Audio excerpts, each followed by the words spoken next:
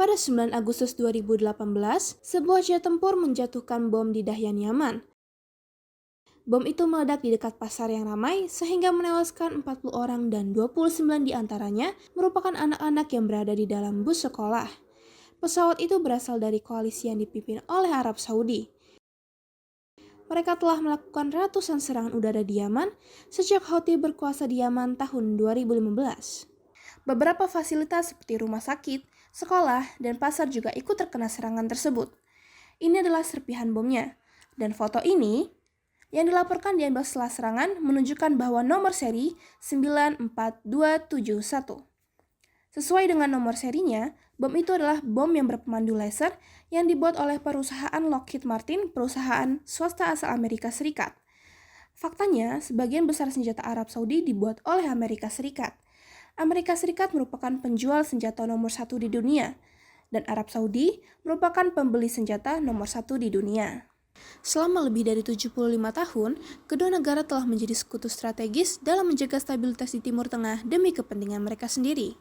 Namun, kini kawasan itu justru menjadi semakin tidak stabil, dengan Arab Saudi yang memperburuk keadaan menggunakan senjata yang diproduksi oleh Amerika Serikat. Pertanyaan yang timbul adalah, mengapa Amerika Serikat terus menjual begitu banyak senjata ke Arab Saudi? Dan apakah hal ini akan pernah berhenti? Sejarah perdagangan senjata Amerika Serikat, khususnya ke Timur Tengah, memiliki akar yang dalam. Sejak awal abad ke-17, perdagangan senjata ringan dan amunisi sudah ada di Amerika Utara. Sejarawan David Silverman dalam bukunya yang berjudul Thundersticks, Firearms, and the Violent Transformation of Native America pada tahun 2016 menjelaskan bahwa senjata pertama kali digunakan sebagai alat politik dan ekonomi dalam interaksi antara koloni Eropa dan pribumi Amerika Serikat. Misalnya, senapan musket flintlock Belanda pada tahun 1630-an mempercepat perlombaan senjata di antara suku-suku Liga Iroquois dan meluas ke Pasifik Barat Laut pada abad ke-18.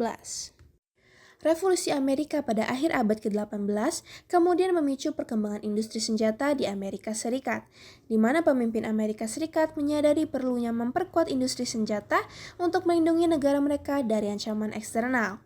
Gudang senjata dibangun seperti di Harper's Ferry, dan kontrak serta keringanan tarif diberikan kepada produsen senjata swasta. Inilah yang membuat Amerika Serikat tumbuh sebagai manufaktur senjata utama di dunia, sebuah fondasi yang akan terus berkembang hingga abad ke-20 dan seterusnya. Pada 3 Maret 1938, sumber daya minyak ditemukan di kota Dhahran, Arab Saudi. Di tahun 1945, Presiden Franklin Roosevelt dan Raja Abdul Aziz Al Saud membuat perjanjian bahwa Amerika akan mendukung dan melindungi Saudi, dan sebagai gantinya, Saudi akan memberikan sumber minyaknya kepada Amerika.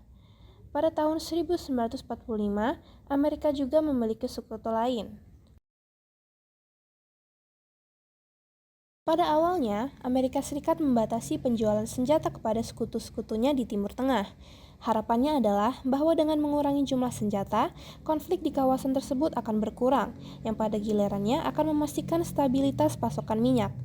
Namun, kebijakan ini dengan cepat berubah.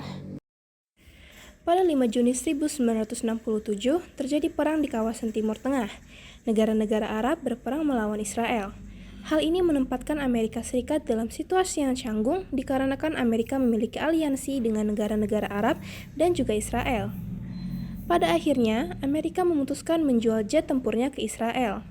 Namun, pada 6 Oktober 1973, perang kembali terjadi. The surprise attacks came early this morning in the air and on the ground.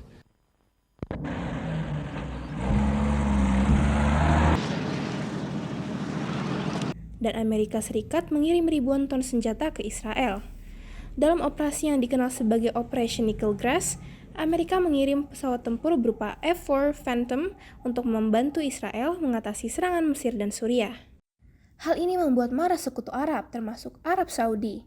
Mereka membalas dengan memutus pasokan minyak ke Amerika dan menyebabkan krisis harga minyak di Amerika. Pemutusan itu berakhir beberapa bulan kemudian ketika Amerika Serikat menjadi perantara kesepakatan damai antara Israel dan Mesir. Namun, untuk membantu membangun kembali hubungannya dengan sekutu-sekutu Arabnya, Amerika Serikat memutuskan untuk menjual senjata kepada mereka. Dan Saudi sangat ingin membelinya. Pada tahun 1970-an, keuntungan minyak telah membuat kerajaan Arab Saudi menjadi luar biasa kaya, dan mereka mampu membeli berbagai senjata canggih. Antara tahun 1970 dan 1976, penjualan Amerika Serikat ke Arab Saudi pun meningkat. Pada tahun 1970-an, Arab Saudi dan Iran menjadi pilar utama strategi Amerika Serikat di Timur Tengah, dengan Amerika Serikat menjual senjata canggih kepada kedua negara. Namun, perubahan besar terjadi pada tahun 1979 dengan revolusi Islam di Iran yang menggulingkan Syah Iran yang pro-Amerika Serikat dan menggantikannya dengan Ayatollah Khomeini yang sangat anti-Amerika. Iran dan Arab Saudi yang sebelumnya adalah sekutu, kini menjadi musuh besar, masing-masing bersaing untuk mendapatkan pengaruh di Timur Tengah. Di tengah perlombaan senjata yang semakin intens di kawasan itu, Amerika Serikat terus menjual senjata ke Arab Saudi, membuat kerajaan itu menjadi pembeli senjata terbesar Amerika Serikat. Dan seperti yang diungkapkan oleh peristiwa di Dahyan Yaman, senjata-senjata ini termasuk bom yang diproduksi oleh Lockheed Martin, terus menjadi alat yang digunakan oleh Arab Saudi dalam konflik yang semakin memperburuk ketidakstabilan di kawasan. Jadi, apakah Amerika Serikat akan benar-benar berhenti menjual senjata ke Arab Saudi? Ini adalah pertanyaan yang sulit. Timur Tengah lebih tidak stabil dari sebelumnya.